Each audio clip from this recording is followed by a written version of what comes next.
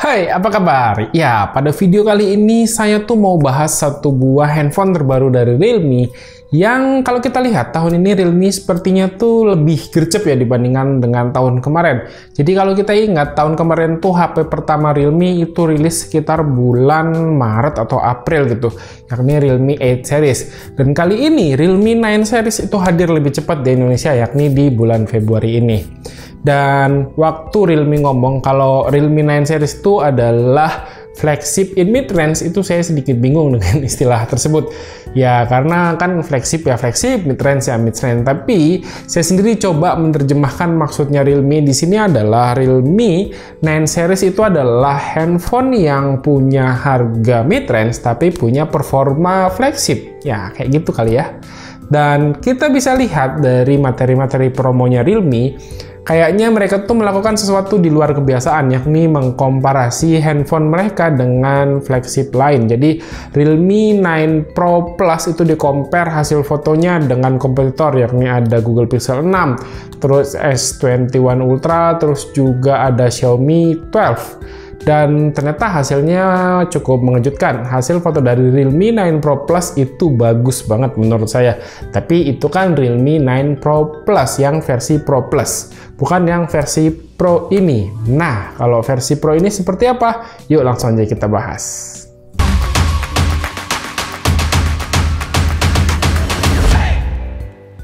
So, kita mulai dari desain. Pas saya tunjukin ke orang-orang sekitar saya, bentukan Realme 9 Pro ini, responnya tuh rata-rata, wow, nyentrik banget ya warnanya. Jadi Realme 9 Pro ini pakai warna yang kalau kelihatan dari jauh ya kayak cuman biru muda gitu aja. Tapi kalau diperlihatkan lebih dekat lagi, warnanya tuh kayak ada glitter-glitternya gitu. Dan kerennya lagi, warna Realme 9 Pro ini bakal berubah jadi agak keunguan kalau kena sinar matahari atau sinar UV. Cuman dia nggak permanen berubahnya dan bakal balik lagi dalam hitungan detik. Saya tuh orang yang selalu suka dengan desainnya Realme. Kenapa? Karena Realme itu selalu berani original, tampil original. Meskipun bisa dibilang terlihat nyentrik, tapi mereka ya lebih berani tampil apa adanya dibandingkan ngikutin desain kebanyakan smartphone populer lainnya. Dan untuk Realme 9 Pro ini, dia menggunakan bahan bodinya tuh terbuat dari polikarbonat atau plastik yang sayangnya ini mudah nempel sidik jari. Tapi untungnya di dalam paket penjualannya Realme itu ngasih silikon case yang berwarna smoke black, dan ini casingnya sih menurut saya udah cukup bagus lah, standarnya Realme banget. Terus desain modul kameranya juga cakep, dibuat agak menonjol gitu tapi tetap ada rumahannya ya. Dan ini juga yang saya suka, model-model begini mirip sama Realme 8 series kemarin lah, lebih kurang. Terus ketebalannya juga udah pas dan cukup nyaman digenggam dengan fingerprint yang ditaruh bersamaan dengan tombol power.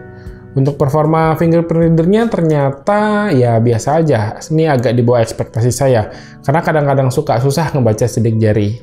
Sementara untuk layarnya ini menggunakan panel IPS yang secara saturasi warna dan kontrasnya ini udah terbilang bagus, dan resolusinya tuh Full HD+, dengan refresh rate yang licin, adaptif sampai 120 Hz, serta kerasa responsif dengan touch sampling rate di 240 Hz. Kenapa saya bilang adaptif sampai dengan 120 Hz? Jadi untuk refresh rate-nya ini bergerak, berubah-ubah. Jadi misalnya kalau pas posisi diem dia ada di 30 Hz, kalau kita pakai buat nonton itu di sekitar 48 sampai 50 Hz. Kalau kita pakai buat main game dia akan naik jadi 60 sampai 90 Hz. Dan yang paling enak kalau kita misalnya scrolling di timeline itu bakal sampai di 120 Hz. Tampilan layarnya juga udah cakep dan terang ya, ini up to 1000 nits. Jadi mau dipakai di kondisi outdoor juga nggak masalah, jadi tetap masih bisa kelihatan lah isi layar dari Realme 9 Pro ini. Dengan ukuran bodi yang bisa dibilang ini cukup bongsor ya, Realme 9 Pro ini membawa baterai yang cukup besar yakni di 5000 mAh yang udah bisa ditebak lah performanya itu awet banget. Jadi sepengalaman saya, daya tahan baterai dari Realme 9 Pro ini bisa bertahan dengan mudah sekitar 1,5 hari sampai 2 harian dengan screen on time itu sekitar 6 jam. Dengan catatan yang saya ceritakan barusan adalah kondisinya si Realme 9 Pro ini sekitar 3 sampai 4 jam gitulah saya jadiin tethering. Jadi artinya layarnya sih mati tapi baterainya tuh tetap nyedot. Bayangin aja dengan kondisi seperti ini screen on time-nya aja bisa 6 jam. Prediksi saya mungkin screen on time itu bisa tembus 8 jam kalau dipakai dalam kondisi normal. Dan kalau baterainya habis itu tinggal dicas aja menggunakan charger yang sangat ngebut, itu dart charging. Itu kapasitasnya ada di 33 watt. Dari si Realme 9 Pro ini bisa keisi penuh sekitar 1 jam 10 menit aja. Performa baterai yang irit ini faktor dari penggunaan chipset yang efisien, yakni Snapdragon 695 yang merupakan chipset terbaru dan ini kayaknya bakal jadi favorit dari Qualcomm. Realme sendiri jadi salah satu brand yang paling duluan pakai chipset ini dan jadi yang pertama di Indonesia. Dan kalau dengar chipset Qualcomm kepala 6 tuh rasanya kok kayak HP menengah ke bawah kali ya. Jangan buru-buru ambil kesimpulan ya, karena Snapdragon 695 ini performanya beda. Jadi buat yang belum tahu, kebiasaan Qualcomm tuh selalu nurunin teknologi dari chipset tertinggi mereka ke chipset kelas di bawahnya pada tahun berikutnya. Jadi bisa dibilang performa dari Snapdragon 695 ini mirip-mirip dengan performa chipset Snapdragon seri 7 di tahun lalu. Kalau dari hasil googling ya di internet, performanya ini mirip dengan Snapdragon 750 untuk seri GPU-nya. Dan bahkan CPU-nya masih bisa lebih kenceng si Snapdragon 695 ini dengan arsitektur yang lebih baru dan juga fabrikasinya ini udah kecil di 6 nanometer. Untuk performa multitasking harian ini udah responsif banget dan ya nyaman lah. Apalagi chipset Qualcomm Snapdragon 695 ini juga udah support 5G yang harusnya ini udah future proof lah, dimana menurut saya 5G di Indonesia ini bakal lebih berkembang 1-2 tahun ke depan. Cuman sayangnya untuk support SIM card-nya ini agak di luar kebiasaan Realme karena si Realme 9 Pro ini menggunakan SIM card hybrid. Jadi kita pilih ya menggunakan dual SIM atau single SIM plus SD card. Tapi sebenarnya yang paling dijagokan sama Realme dari Realme 9 series termasuk Realme 9 Pro ini adalah di kemampuan kameranya, yang mana Realme 9 Pro Plus aja berani di-compare dengan HP flagship. Tapi itu kan yang versi Pro Plus. Nah, gimana dengan yang versi Pro ini? Oke, jadi Realme 9 Pro ini pakai setup triple kamera di bagian belakang. Ada kamera 64 megapiksel, 8 megapiksel kamera ultrawide, sama 2 megapiksel kamera makro. Ini yang nggak pernah saya pakai, nggak berfaedah lah. Untuk selfie-nya sendiri ada satu kamera di 16 megapiksel. Setelah saya pakai Realme 9 Pro ini selama lebih kurang semingguan, kualitas foto dari Realme 9 Pro ini menurut saya agak mix. Kadang hasilnya bagus, kadang hasilnya ya biasa aja, dan jujur ini sedikit di bawah ekspektasi saya. Jadi buat kualitas foto keseluruhannya ini udah Realme banget sih sebenarnya, dengan kontras dan saturasi warna yang dinaikin. Tapi sayangnya untuk dynamic range-nya ini kerasa sempit. Untuk sebagian orang ini mungkin bakal disukai ya karena warnanya kan gonjreng gitu. Tapi buat saya sih ini agak terlalu berlebihan. Yang saya suka justru di sini hasil foto dari portrait mode-nya yang bisa terlihat rapi. Kalau buat kondisi low light sih ya fotonya seperti biasa ya, udah mampu bikin objek yang gelap jadi terang dengan night mode-nya. Tapi harus dikompensasi dengan detail yang turun, terus noise yang bermunculan banyak banget.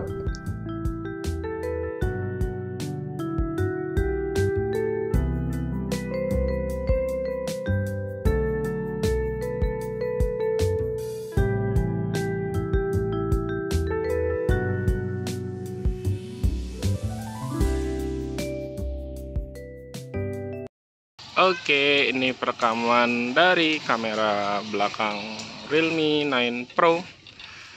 Sayangnya dia resolusinya maksimal di Full HD dan 30 fps doang ya. Kalau untuk dapat 60 fps harus set ke 720p. Terus dia bisa ganti lensa gini ya. Bisa nggak ya?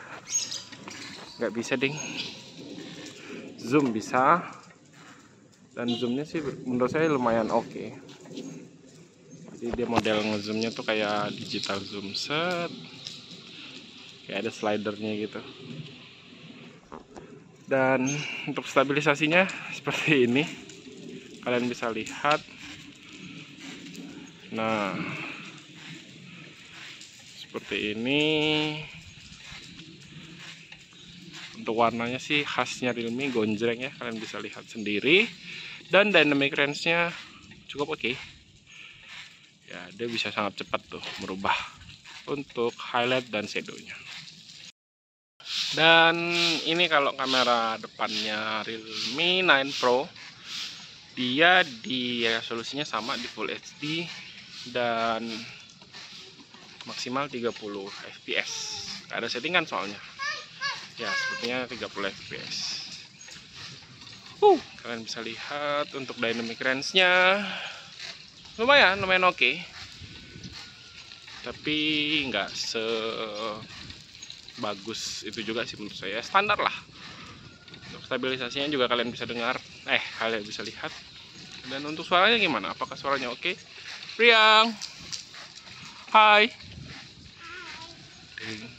Seperti ini ya, kita jalan pagi. Satu hal yang berasa naik kelas dari Realme 9 Pro ini adalah di mode getarnya, di mana mode getar di Realme 9 Pro ini kerasa cukup empuk ketika digunakan untuk ngetik. Saya tuh jarang ya pakai mode getar di handphone mid-range karena biasanya mode getarnya tuh kerasa agak kasar. Tapi di Realme 9 Pro ini cukup empuk. Terus fitur di Realme 9 Pro juga cukup lengkap, ada NFC, terus ada jack audio 3,5 mm buat yang membutuhkan. Tapi sayangnya untuk speakernya ini masih mono dan kualitas speakernya juga bisa dibilang biasa-biasa aja. Dan harusnya menurut saya ini Realme masih bisa lah ngasih speaker yang stereo gitu, karena kompetitor aja kan bisa ngasih speaker stereo di HP mid-range, dan harusnya Realme bisa juga dong.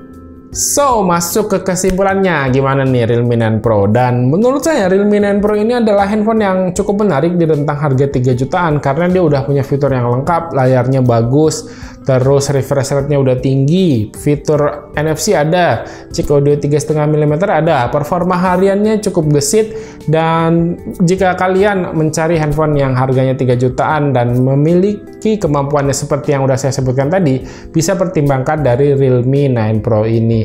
Dan kira-kira Realme 9 Pro ini tidak cocok buat siapa? Menurut saya Realme 9 Pro ini tidak cocok buat kalian yang senang foto-foto dan juga ngambil video, karena ternyata hasil foto dan videonya ini agak sedikit di bawah ekspektasi saya, dan ya bisa kalian lihat tadilah di hasil foto-foto yang udah saya kasih. Ya udah, segini aja dulu untuk video kali ini ya. Terima kasih buat yang udah nonton. Silahkan like dan share video ini jika menurut kalian video ini bermanfaat. Dan pamit, sampai jumpa di video berikutnya. Yuk, bye-bye. Link pembelian ada di bawah ya.